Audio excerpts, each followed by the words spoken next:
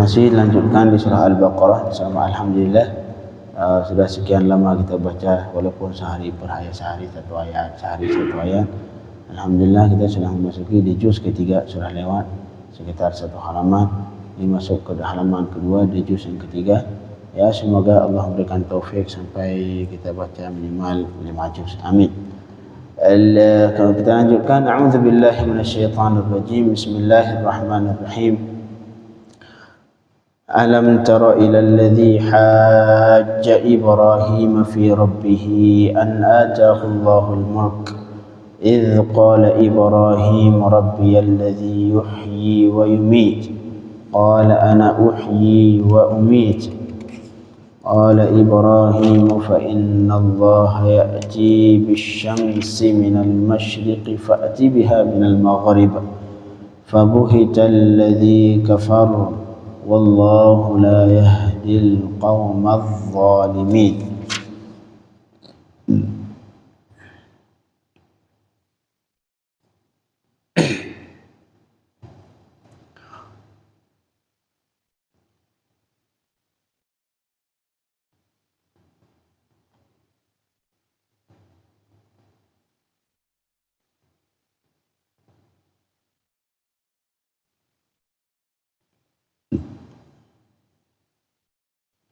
Kata Allah Subhanahu wa ta'ala, ini tentang bagaimana perdebatan ataupun diskusi yang terjadi antara Sayyidina Ibrahim dan raja yang saat itu yang bernama Namrud.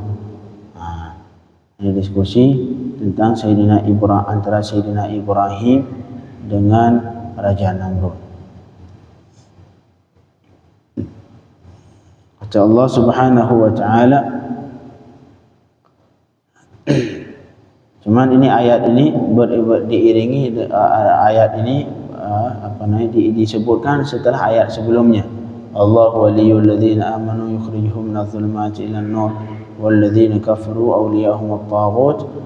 Ini salah satu hubungannya ataupun wajah munasabatnya, hubungan antara ayat ini dengan sebelumnya.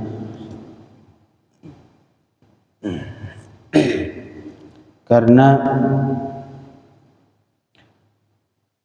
Taghut termasuk raja yang menyeru kepada kekafiran. Taghut.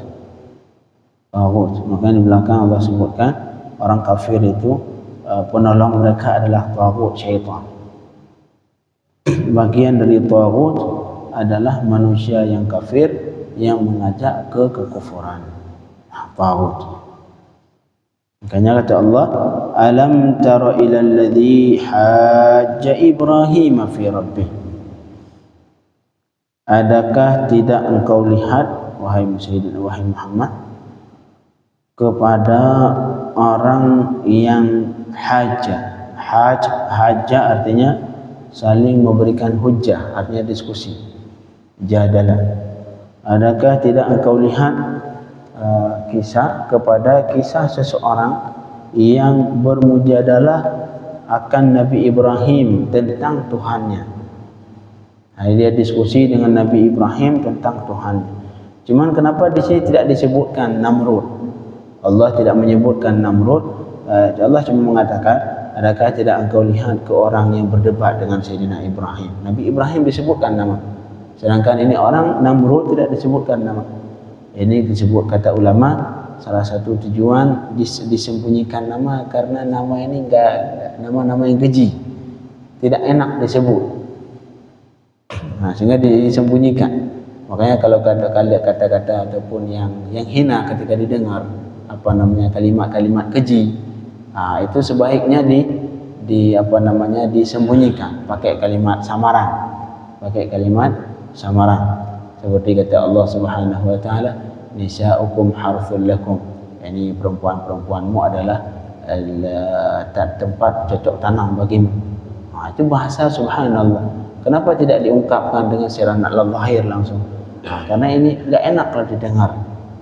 Kalimat kata-kata yang tidak enak didengar, seperti kata Sayyidatuna Aisyah ketika beliau mengisahkan bahwa dalam Islam itu tidak dianjurkan seorang suami melihat maaf sebelumnya ini hal pemaluan istrinya, ataupun sebaliknya bagi istri tidak hal walaupun makruh tapi tidak dianjurkan untuk melihat kemaluan suami. Dikisahkan Sayyidatuna Aisyah, saya tidak melihat dari Rasul tidak melihat dariku. Artinya tidak melihat, tidak disebutkan apa namanya yang dilihatnya, objek yang dilihat. Saya tidak melihat dari Rasulullah, begitu juga Rasulullah tidak melihat dariku. Terus apa yang dilihat yang dimaksud? Sayyidatuna Aisyah menyembunyikan objek yang dilihat, karena itu sesuatu yang sudah ma'ruf maksudnya, dan karena kata-kata itu adalah kata-kata yang keji di pendengaran, tidak enak didengar, akhirnya disembunyikan. Ini sama juga Sayyidina Ibrahim disebutkan secara gamblang, alam tara ilal ladzi haja Ibrahim. Jelas disebutkan nama Sayyidina Ibrahim. Tapi giliran orang yang berdebat dengan Nabi Ibrahim, yaitu Namrud, disebutkan namanya tidak.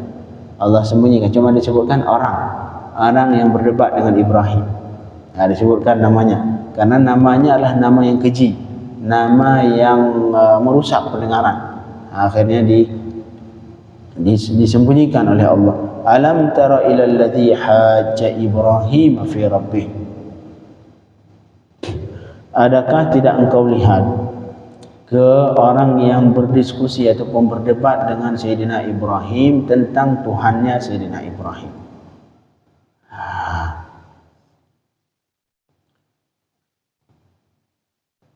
Kemudian jadalah artinya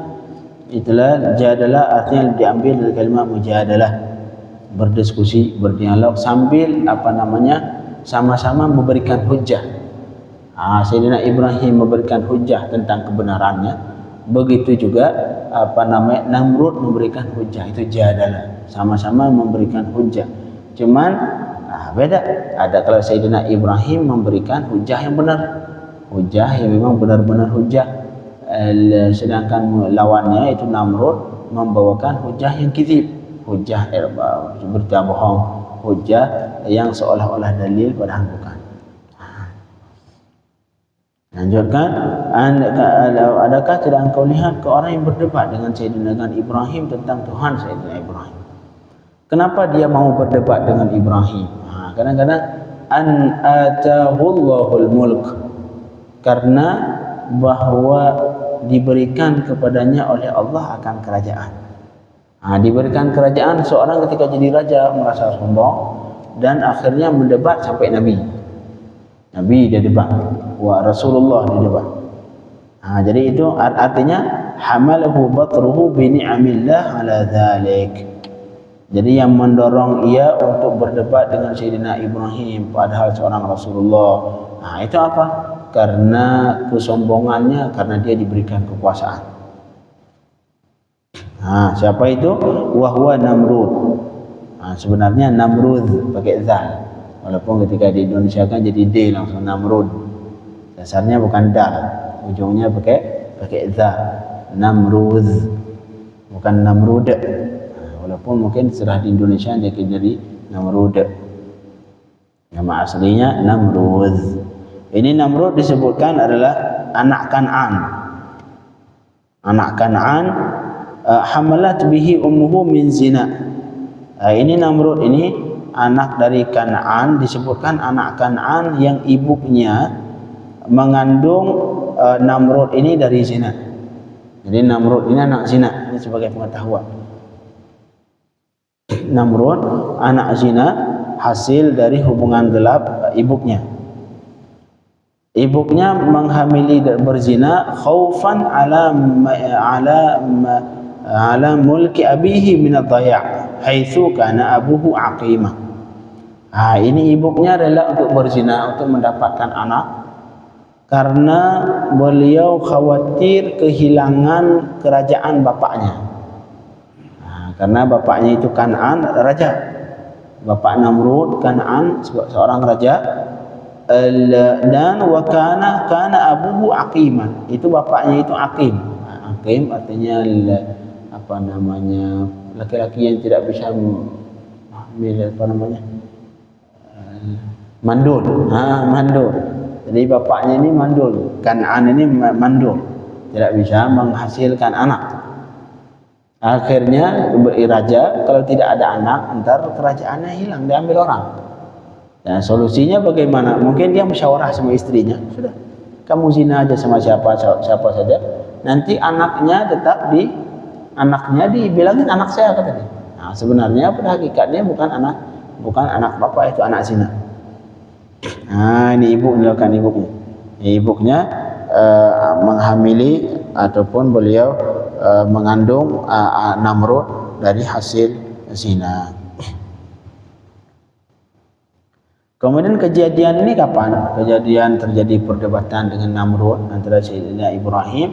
Wa hadhihi al-waqi'ah kanat ba'da ilqa' Ibrahim fi an-nar. Ini kejadian ini terjadi setelah Nabi Ibrahim dilemparkan ke api. Nah, kejadian Nabi Ibrahim dilemparkan ke api sampai apinya jadi dingin. Qulna ya nar kuni bardan wa salaman ala Ibrahim. Nah, ini kejadian yang kita baca sekarang terjadi setelah kejadian itu. Alasannya wa kana Namrud qad malaka aqwat al-ardi kullaha. Namrud saat itu dia yang menguasai seluruh makanan pokok dia kuasai semua. Contoh misalkan di Indonesia itu beras dikuasai dia semua.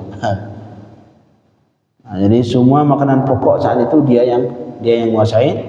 Fakana la yu'til bud illa liman amana bih. Dia ini kemudian dia tidak akan memberikan makanan pokok beras, kalau bahasa kita sekarang, kalau di Indonesia misalkan, tidak memberikan makanan kecuali liman amana bih, kecuali cuman orang yang mau beriman kepada dia, yang mau beriman, yang mau anggap dia Tuhan, baru dapat makan. Tapi yang tidak mau beriman tidak dapat makan, tidak dikasih makanan. Kemudian fadhahaba Ibrahim. Kemudian suatu hari Sayyidina Ibrahim mendatangi Namrud. Wa talaba minhu syai'an minal ghud. Kemudian beliau meminta ke Namrud makan sedikit makanan pokok, dia minta beras. Hatta famtana hatta yatbi'u. Akhirnya dia tidak mau memberikan kecuali Sayyidina Ibrahim mau ikut dia, mau beriman kepada dia. Apa yang terjadi? Akhirnya Ibrahim pulang dengan tangan kosong. Sayyidina Ibrahim pulang dengan tangan kosong. Apa yang beliau lakukan? Fadhahaba Ibrahim ila kathibin min ramal. Kemudian Sayyidina Ibrahim mendatangi setumpuk ramal. Ramal ini pasir. Beliau ambil pasir bukan satu karung. Wa mala'a wa'ahu, kemudian beliau mengisi tempatnya ramal tadi. Ya, mungkin sekarung, diambil karung diisi dengan pasir. Apa yang terjadi? Beliau pulang membawakan pasir ke rumah. Falamma wasala manzilahu, giliran beliau sudah sampai ke rumah, sara daqiqan. Itu yang pasir tadi berubah menjadi tepung. Fasara daqiqan. Fasara ya'kul minhu huwa wa man tabi'ah. Yang akhirnya beliau makan dari situ dan orang-orang yang beriman kepada Nabi Ibrahim juga makan dari tepung yang sama. Nah, artinya ini seperti disebutkan oleh Allah Subhanahu wa taala, qul ara'aytum in aradani Allahu bidurrin hal hunna kashifatu durri aw aradani birahmatin hal hunna mumsikatu rahmatih. Ketika Allah menginginkan kebaikan kepada seseorang, memberikan rahmat ke seseorang, hal hunna mumsikatu rahmatih, apakah mereka sanggup menahan itu? Tidak ada yang sanggup. Yamsaskallahu bidurrin fala kashifa lahu illa hu wa in yuridka bi khairin fala radda li fadlih. Apabila Allah menginginkan memberikan ujian kepadamu, fala kashifa lahu, maka tidak ada yang sanggup menolaknya, Wa in yuridka bi khairin, begitu juga sebaliknya, jika Allah menginginkan kebaikan untukmu, fala radda li fadlih, maka tidak ada satupun manusia tidak ada satupun makhluk, jin, syaitan, manusia berkumpul semua, fala radda li fadlih, tidak ada satupun yang bisa mencegah karunia Allah Subhanahu wa taala. Seperti ini Namrud yang punya makanan saat itu cuma Namrud, dia yang kuasai semua makanan. Kemudian Sayyidina Ibrahim datangi, enggak dikasih kecuali beriman dengannya. Pulang Sayyidina Ibrahim. Sedangkan Allah saat itu berkeinginan memberikan makanan ke Sayyidina Ibrahim dan pengikutnya. Apa yang terjadi? Pasir berubah menjadi tepung. Enggak ada yang bisa menahan karunia Allah. Makanya sering kita baca ba'da salat, Allahumma la mani'a lima a'taita wa la mu'tiya lima mana'ta. Apa arti itu? Allahumma la mani'a. Mani'a artinya yang mencegah. Allahumma la mani'a, ya Allah ya Tuhan kami, tidak ada satupun makhluk yang bisa mencegah lima a'taita, bagi apa yang ingin engkau berikan. Kau ingin berikan, berkumpul jin, manusia, syaitan, seluruh makhluk di dunia ini semuanya sepakat ingin mencegah sesuatu yang ingin Allah berikan, tidak ada yang sanggup. Makanya patokannya ke Allah. Makanya kita dituntut di dunia ini untuk mencari ridha Allah, mencari ridha manusia. Malam kita ridha, subuh berantem, subuh jadi musuh. Pagi bisa jadi dia senang kita, belum tentu siang masih senang. Siang bisa jadi ntar ada kabar fitnah dari orang lain yang membuat dia marah. Artinya ridha manusia adalah sesuatu yang tidak patut untuk dicari. Cari ridha Allah. Yang penting Allah ridha, manusia semua di tangan Allah Subhanahu wa taala. Bisa dikotak-katik oleh Allah, hari ini marah besok senang, besoknya marah hari ini senang. Seperti itulah manusia, dikotak-katik semua Allah.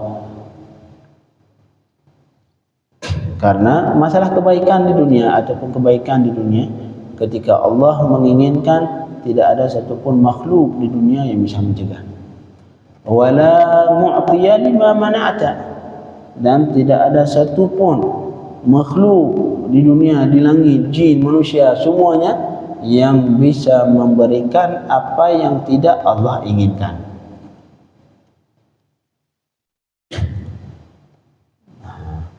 Apapun yang tidak Allah inginkan tidak akan kita dapatkan.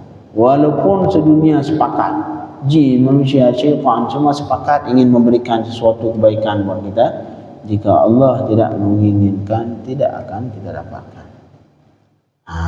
Kembali seperti ini kisah Sayyidina Ibrahim. Allah ingin berikan makanan, walaupun Namrud yang memiliki seluruh makanan saat itu tidak menginginkan, tetap Sayyidina Ibrahim dapat makan. Apa cara Allah? Cara Allah sesuatu yang di luar nalar. Cara Allah adalah kadang-kadang sesuai dengan nalar yang sanggup kita cerna, kadang-kadang Allah melakukan sesuatu yang di luar kemampuan berfikir manusia.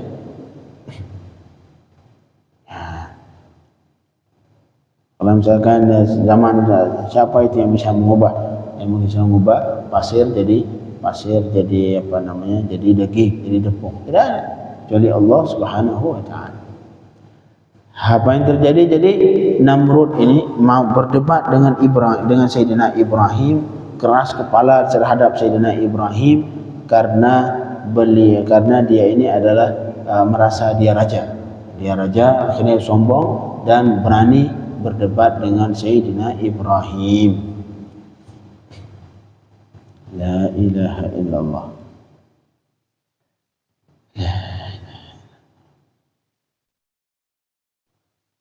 Dan disebutkan di dunia ini ada 4 manusia yang menjadi raja untuk seluruh dunia. Dari mulai ada 4 manusia yang menjadi raja untuk seluruh dunia. Yang pertama, 2 dari golongan muslim disebutkan, 2 dari kafir. Kalau yang dari kafir, dari muslim, Sayyidina Sulaiman. Sayyidina Sulaiman, beliau diberikan kerajaan seluruh dunia oleh Allah, sampai jin Ifrit jadi rakyat beliau. Jin Ifrit, apalagi semua jin-jin itu tentara beliau, burung, semua beliau menguasai. Sayyidina Sulaiman. Kemudian raja muslim yang kedua yang menguasai dunia adalah Sayyidina Dzulqarnain. Dzulqarnain itu raja yang kedua.